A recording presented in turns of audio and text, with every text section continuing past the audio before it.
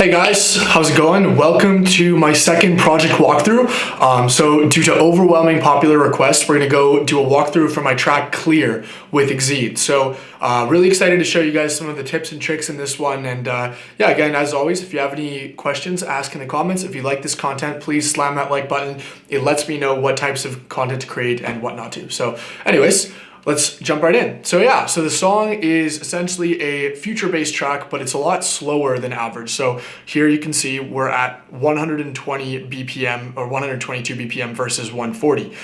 So the reason why I think Exede and I chose to do a track like this is because, you know, although it's not going to be as energetic or as driven as a faster song, you can really get a lot of emotion and a lot more room for melody and atmosphere when the song is slowed down a bit. So essentially Exede sent me the track as, you know, a basic, you know, drum tracks, some chords and his vocals.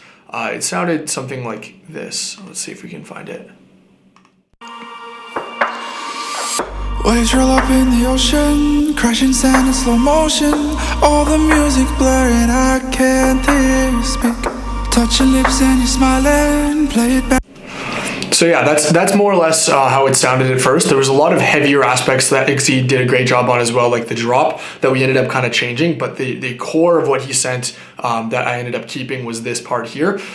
So I really loved the open atmosphere that his vocals gave. So what I started to do is I started to layer those with basically some guitar chords, some piano, quite a few different things. So if we add all the guitars, this is what it sounds like here. I can't let you go. I start wondering, heart starts thundering, losing all my thoughts around when you're here. I start stumbling, hands start fumbling, blood it feels electric, then man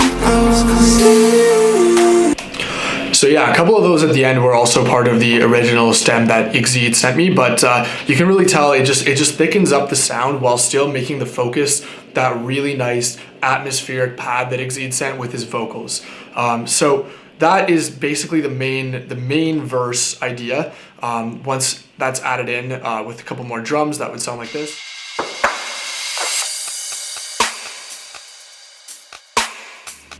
Some basic cymbals and hi-hats and all that. So yeah, then when we get to the chorus, which I think is a really important part of the song, I added this piano. I changed the chord progression a bit here. So the piano is layered with a couple different things. So there's the main piano sound, and I really love doing unique things with pianos to make them sound a little bit more atmospheric. For example, if any of you know the song Time by Hans Zimmer from Inception, that piano sound is my all-time favorite piano sound. So I always try and find, you know, ways to give pianos a bit more atmosphere, a bit more haunting, ghostly tone like that. So we have our main piano, which sounds like this. It's fading in. This is going to be an interesting contact band called an ancient wooden piano. So it's got that really old haunted sound. So that is layered with essentially a reverse piano that sounds like this.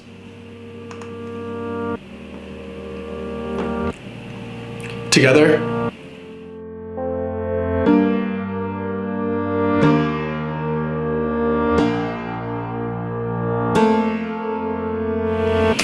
So it just really adds a lot more emotion than what would normally be in just a basic piano. It's honestly a pretty simple chord progression. You can take a look at the MIDI here. Really the only thing that's going on here that's you know, different, or I guess non-traditional, is I've got a bit of dissonance in the last chord with a fourth and the third, which I love that technique. It just adds this kind of like, you know, painful, sad, but sort of hopeful characteristic. I use that type of chord very frequently in my music. So we have the piano, and then over top of that, you know, we're gonna add essentially it builds back in with the guitars. So you can see a big stack of guitars here.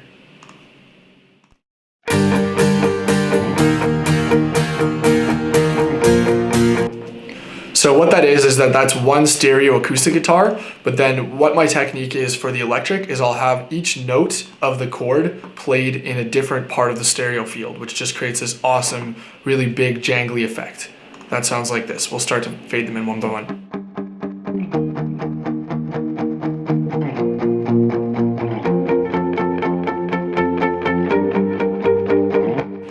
So that, you could easily play that as just one track and one chord, but it won't sound nearly as big and wide.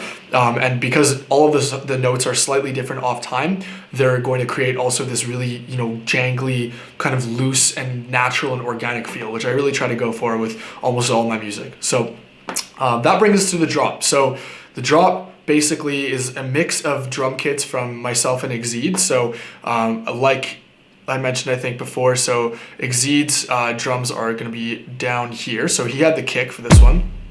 Really nice, big, boomy kick. And then over top of that, we're going to put in some of the drums that I added here. So altogether, that should sound like this.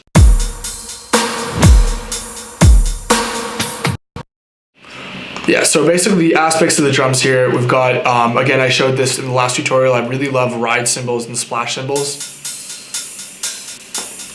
So that's going to be in the battery drum machine, a mix of cashmere. That's all cashmere cymbals actually. So cashmere cymbals, great pack if you guys haven't checked that one out. Then over top we had some ride cymbals from Exede. And then we had the snare.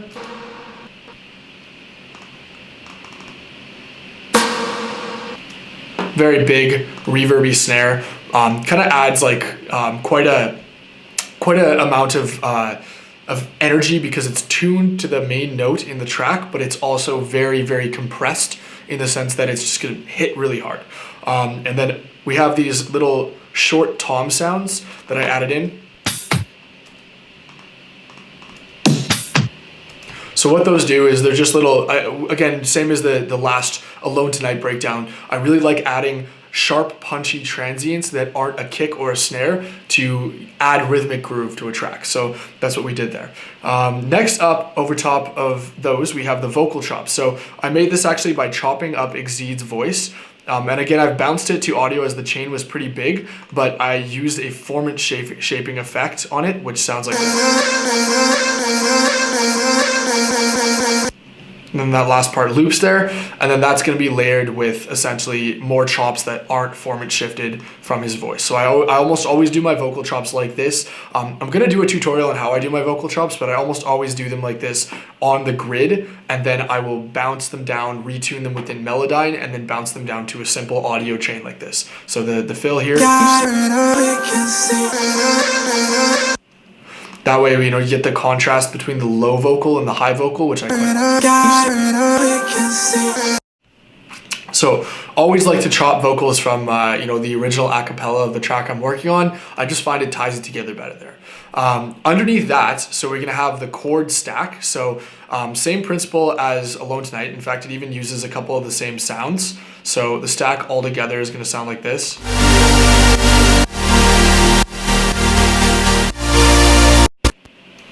Yeah, again, pretty hard on the CPU here. So it's following roughly the same tracks as, same chords rather, as the piano from the chorus there. So we've got our one layer that is Serum, gonna be just a big super saw patch. It's actually the same patch exactly as Alone Tonight, which is funny. Then over top here, we've got a copy of Diva, providing more of the warmth.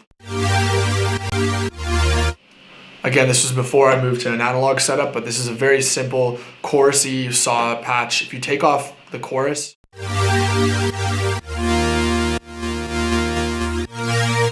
basically just saw waves. Then underneath here, we've got our bass, distorted bass to add grit. Then we've got here probably another one. Yeah. This is a Serum FM bass though. It says Diva, but it's wrong. So essentially, what we've got here is we're using FM synthesis to add really, really unique and interesting harmonics that we couldn't get otherwise just with regular distortion or with regular subtractive synthesis. Again, if you guys want me to do more sound design videos, I'd be more than happy to. Just let me know in the comments. After that, we've got our sub bass, very simple sub, just a sine wave. Pro tip for those of you guys who use Logic, if you go into the EXS24 and click no instrument, it will reset to a really great sampled analog sine wave, which in my humble opinion sounds better than any sine wave you can get from Serum or Diva or Nexus or anything like that. So I do almost, again, now that I've moved to analog, I'll do my sine waves there because I'll get the real thing. But before, I did every single sub bass on my track with this EXS24 sampler. Then after that, we've got a really unique sound that I think is is worth talking about for sure. So this is quite a big chain right here. So I call this the M83 guitar after one of my favorite bands, M83. So what it is, it's a contact lap steel guitar that's being run through the OTT compression at 100%, so it's really overcompressed. And then it's going after that into guitar rig, into a chain I've tweaked in guitar rig. And then after that into more compression, and finally an EQ shaping the bottom. So very, very unorthodox sound. Normally you would never want to do this much compression and this much distortion and processing to a sound. But if you take a listen to what it sounds like with and without, I'll start to take off the plugins little by little.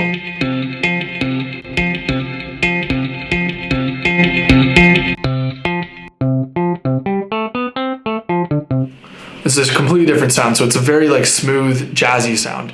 So what that's doing essentially a really, really big in-your-face riff.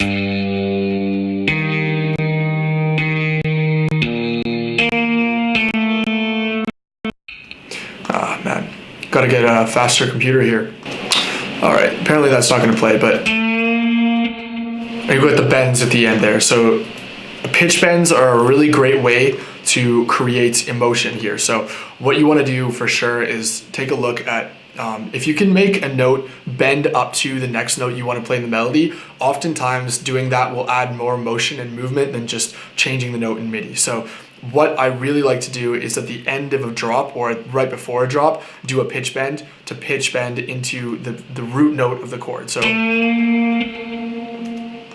if we listen to that with the drop here, we can see how it plays together.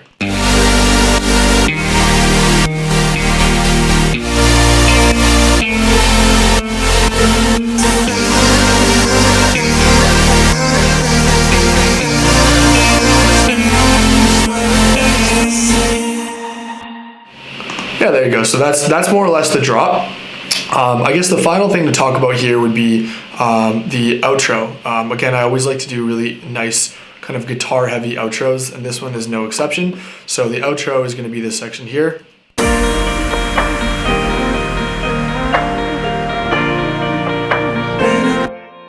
So what I like to do with my outros is I like to kind of take the chord progression of the song as well as some of the elements that have been hinted at throughout and then tie it together. So here we have the vocal chops from the intro,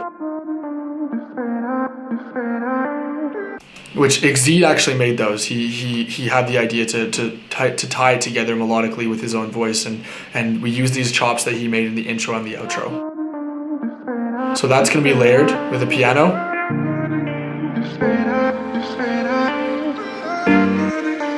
And here we have, again, similarly to the Alone Tonight video, we have a really nice granular sound, a granular reverb to add that emotion. So if we add that, then we're going to have essentially a guitar riff, if I can find it. Where are we? Aha. So this riff here.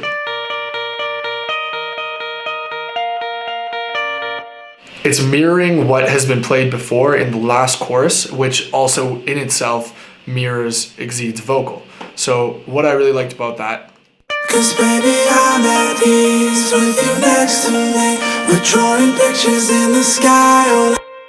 is you don't really realize it, but it ties the song together melodically, where every single melody, serves a purpose to kind of work together to convey an overall master melody and theme of the song. I don't know if that makes any sense, but essentially the reason why the outro works, even though it's essentially introducing a brand new section of the song that we haven't really heard together before, is it's so similar to the chorus while still being different in tonality that it feels like a new section.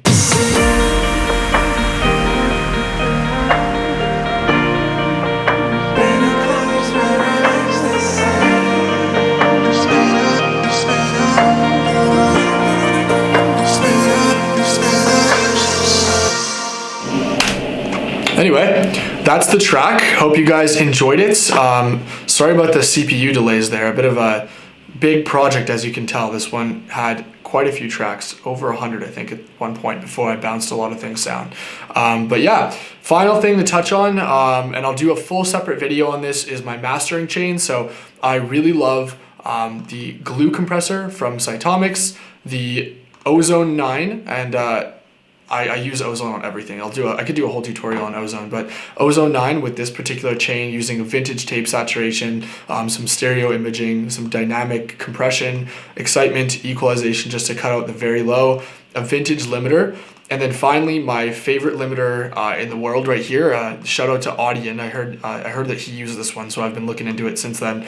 But essentially, this is the AOM invisible limiter, and it does one thing, which is make things loud and make things transparent. So altogether,